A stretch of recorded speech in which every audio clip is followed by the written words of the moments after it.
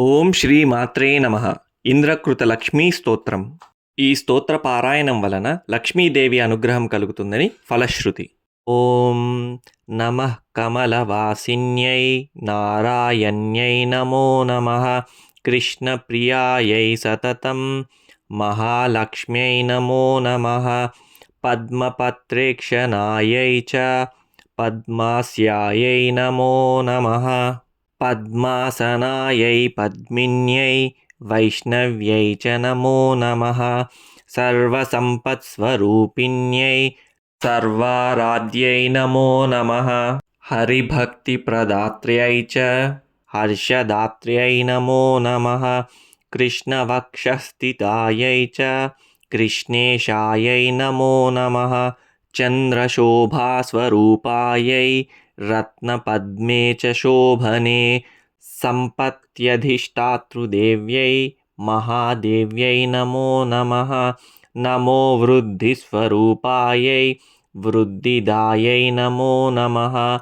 వైకుంఠే yeah మహాలక్ష్మీః yeah లక్ష్మీః క్షీరసాగరే స్వర్గలక్ష్మిరింద్రగేహే రాజ్యలక్ష్మిర్నృపాలయే. గృహలక్ష్మీశ్చ గృహిణాం గేహే చ గృహదేవతా సురభిः సాగరే జాతా దక్షిణాయజ్ఞకామినీ. అదితిర్దేవమాతా త్వం కమలా కమలాలయ. ఆహా త్వం చ హవిర్దానే కవ్యదానే స్వదా స్మృతా.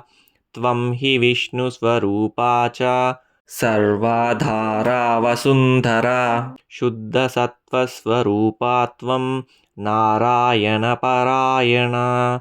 క్రోధహింసావర్జితా చ వరదా శారదా శుభా. పరమార్థప్రదా త్వం చ హరిదాస్యప్రదా పరా. యయా వినా జగత్సర్వం భస్మీభూతమసారకం. జీవన్మృతం చ విశ్వం చ శశ్వత్సర్వం యయా వినా. సర్వేషాం చ పరా మాతా సర్వబాంధవరూపిణీ. ధర్మార్థకామమోక్షాణాం త్వం చ కారణరూపిణీ. యథా మాతా స్తనాం ధానాం శిశూనాం శైశవే సదా తథా త్వం సర్వదా మాతా సర్వేషాం సర్వరూపతః. మాతృహీనస్తనాంధస్తు స చ జీవతి దైవతః. త్వయా హీనో జనః కోపి న జీవత్యేవ నిశ్చితం. సుప్రసన్నస్వరూపా త్వం మాం ప్రసన్నా భవాంబికే. వైరిగ్రస్తం చ విషయం దేహి మహ్యం సనాతనీ.